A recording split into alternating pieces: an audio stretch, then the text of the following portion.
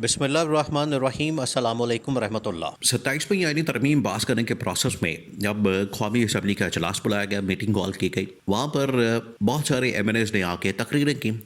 आपको पता है कि एक रूटीन की कार्रवाई होती है, वहाँ पर ये सब कुछ होता है, तकरीरें होती हैं, लोग आके बात करते हैं, अपनी स्पीच करते हैं, खिताब करते हैं। अब इस दौरान बिलावल ने भी आके तकरीर की, बिलावल ने भी आके खिताब किया और अब उसके अंदर जो बातें की गई वो इस्टेब्लिशमेंट के लिए बड़ी नागवार, इस्टेब्लिशमेंट के लिए उनको इससे बड़ा मसला हुआ, क्योंकि उसने तो आके ना इधर देखा ना उधर देखा, उसने तो आके हमला कर दिया और इस्टेब्लिशमेंट के मतलब या 27वीं आईनी तरमीम के अंदर कुछ ऐसी शिकें या आर्टिकल या जो NFC के मतलब बात की जा रही थी, उसके मतलब जब बिलावल ने बात की तो उसने बिल्कुल ही, एक होता है कि आप अपनी हद के अंदर, बाउंड्री के अंदर पिच के ऊपर रह के खेलते हैं, लेकिन आप जब बाहर निकल जाए तो फिर मामला ख़राब हो जाता है। अब बिलावल ने यही काम किया। बिलावल की जानिब से जो तकरीर की गई और जिस तरीके से उसने गले फाड़ के, एक तो नॉर्मल अंदाज में बंदा बात कर ले, कोई मसले वाली बात नहीं है, लेकिन ऐसे गले फाड़ के तकरीर करना और इल्ज़ामात लगाना, कहानियाँ सुनाना, बातें करना जिनका वजूद भी ना हो, तो उसकी वजह से इस्टेब्लिशमेंट को बड़ी परेशानी हुई, जिसकी वजह से उन्होंने फिर शिकायत की आसिफ अली जरदारी से कि ये जो आपकी पार्टी का चेयरमैन, आपका बेटा, ये जो हरकतें कर रहा है, इसके बाद तो बड़ा मुश्किल मामला कर दिया इसने आपके लिए। या तो अब आप इसके ऊपर माफ़ी मांगें, बिलावल माफ़ी मांगे, आप मांगे अपने बेटे के बिहाफ के ऊपर, बिलावल के बिहाफ के ऊपर, या फिर हमें इस्तीफ़ा दें, या फिर इसके ऊपर आप हमें वजाहत दें। ये फिर पैगाम बन जाएगा। अब हुआ क्या, आप इसकी बैकग्राउंड को समझें, फिर उसके बाद ये जो पैगाम आया उसके ऊपर फिर क्या रद्द अमल हुआ। कहानी ये है, मामला ये है कि बिलावल ने आके वहाँ पर, देखिए ये पहले से तयशुदा था कि 27वीं आईनी तरमीम के अंदर जो 2-3 बड़ी तरामीम है, उसमें नंबर 1 ये कि आर्टिकल 243 डायरेक्टली इस्टेब्लिशमेंट को डील करता है, जनरल आसिम के मतलब उनके ओहदे के मतलब, एक्सटेंशन के मतलब, फिर इस्तिस्ना के मतलब। नंबर 2 उसके अंदर ये था कि अदलिया को किस तरह से हमने कंट्रोल करना है, अदलिया के जुडिशल जो मामलात हैं उनके मतलब।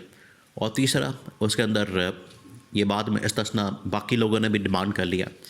तो ये 2 असल में चीज़ें थी, 2 इदारों के मतलब, अदलिया और इस्टेब्लिशमेंट। अब इसमें बिलावल भुट्टो की जानिब से अपना लोच चला गया कि NFC के ऊपर जो है वो बात हो रही है। ये पीपल्स पार्टी का आपको पता है कि इस तरह की सियासत करना ये उनका काम है, उनका वतीरा है कि दिखाते कुछ और हैं, करते कुछ और हैं, कहते कुछ और है।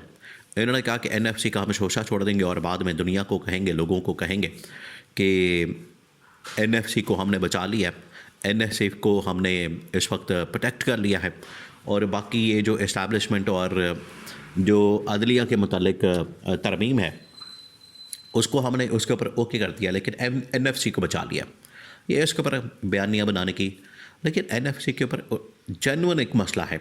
वो क्या, वो ये है, इस्टेब्लिशमेंट का मानना, ये इस्टेब्लिशमेंट की सोच ये है कि ये जो सारा का सारा शेयर चला जाता है सूबों के पास, सिंध के पास, पंजाब के पास और बलूचिस्तान के पास। देखिए आज खैबर पख्तूनख्वा, इमरान खान का खिलाड़ी जो सुहेल अफरीदी है, वो तो बार बार इसके ऊपर रो रहा है, शोर मचा रहा है, बात कर रहा है कि हमें तो हमारा शेयर ही नहीं मिलता है। NFC के अंदर जो हमारा शेयर है, NFC के अंदर हमारा जो हिस्सा है वो हमें मिलता नहीं, वो हमें दिया नहीं जाता।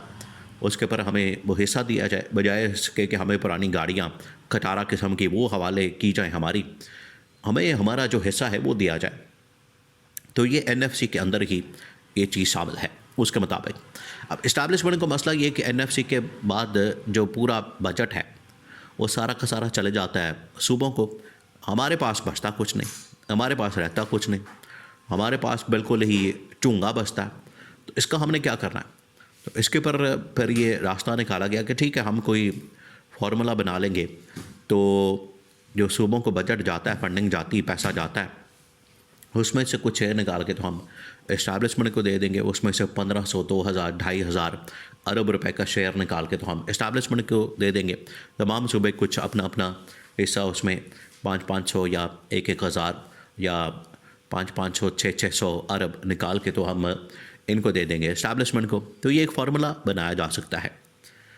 लेकिन जिस तरीके से उसने बात की कि NFC के ऊपर कोई हाथ नहीं डाल सकता, किसी के बाप के अंदर इतनी हिम्मत नहीं, किसी के बाप के अंदर इतनी जरूरत नहीं, कोई इस तरह की बात नहीं कर सकता, कोई इसके ऊपर हाथ नहीं लगा सकता, हमला नहीं कर सकता, कोई इसको छेड़ नहीं सकता। अब ये जो अल्फाज कहे गए, ये जो बातें की गई, ये जो कहानियाँ बयान की गई, ये जो उसकी जानिब से इतना वावेला किया गया, शोर मचाया गया, इसके ऊपर इस्टेब्लिशमेंट ने कहा कि ये तो कुछ ज़्यादा ही हो गया। बिलावल भुट्टो, एक तो सीट इसकी जाली, इसको हमने जितवा के एक तो इनको सिंध के अंदर इनको गवर्नमेंट दी, हुकूमत दी, और आसिफ अली जरदारी को ऐवान सदर के अंदर बैठाया और इनको गवर्नमेंट दी, चेयरमैन सेनेट और इधर उधर दाएं बाएं गवर्नर्स वगैरह सब कुछ इनके लिए मैनेज किया। पंजाब के अंदर गवर्नर, फिर उसके बाद खैबर पख्तूनख्वा के अंदर गवर्नर, इनको मैनेज किया, इनको ला के बिठा दिया वहाँ पर। और ये उल्टा हमें ही आके बातें सुना रहा है, ये हमें ही आके यहाँ पर धमकियाँ दे रहा है, हमारे ख़िलाफ़ ही ये इस किस्म का सख्त किस्म का लहजा इस्तेमाल कर रहा है।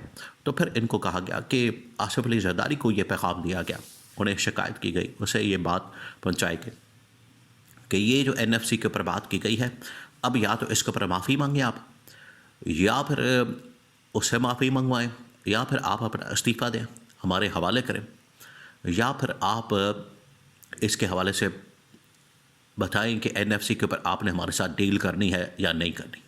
अब आपको इसके ऊपर डील करनी पड़ेगी। ये अब हर सूरत में इसका हम हल निकालेंगे, सलूशन निकालेंगे। तो आखिरकार आपको पता है कि इक़्तिदार इनको बड़ा असीस है। इक़्तिदार के बगैर, हुकूमत के बगैर, गवर्नमेंट के बगैर ये बेचारे रह नहीं सकते, इनकी सांस नहीं चल सकती, ये ज़िंदगी नहीं गुजार सकते इक़्तिदार के बगैर। तो इक़्तिदार के पीछे पड़ के, इक़्तिदार की खातिर इन्होंने कहा कि हम माफ़ी मांग लेते हैं, इस्तीफ़ा आपके हवाले कर देते हैं, लेकिन इस्तीफ़ा, माफ़ी, लेकिन सिंध गवर्नमेंट, NFC, ये तमाम चीज़ें, ये इनके ऊपर आप मत आए। तो ये फिर आसिफ जरदारी ने इसके ऊपर कॉम्प्रोमाइज़ किया। देखिए, यही बुनियादी फ़र्क है आपको इस वक्त इमरान खान की सियासत में और नून लीग पीपल्स पार्टी की सियासत में। आपको बुनियादी फ़र्क यही नज़र आता है कि इमरान खान को ये कितना कह चुके हैं, इमरान खान के ख़िलाफ़ इन्होंने क्या कुछ नहीं किया। इमरान खान के ऊपर हमले, इमरान खान के ऊपर फिर उसके बाद प्रोपेगेंडा, इमरान खान के ख़िलाफ़ मुहिम, इमरान खान के ख़िलाफ़ पर्चे, मुकदमात, केसेस, इमरान खान के ऊपर मजहब कार्ड, औरत card, video leaks, audio leaks, और इमरान खान के ख़ानदान के ऊपर, फैमिली के ऊपर, बच्चों के ऊपर, इमरान खान की पार्टी के ऊपर, लोगों के ऊपर, लीडरशिप के ऊपर, यानी क्या कुछ नहीं किया। लेकिन इमरान खान ने कॉम्प्रोमाइज़ नहीं किया। आज आसिफ अली जरदारी के ऊपर जब बात आई इक़्तिदार के ऊपर इस्तीफ़े की, इनको कहा गया, तो उसने फ़ौरन माफ़ी मांगने को तरजीह दी, बजाय इसके कि मुझे अपना रेजिग्नेशन देना पड़े या अपना इक़्तिदार जो है, हुकूमत जो है, वो कुर्बान करनी पड़े।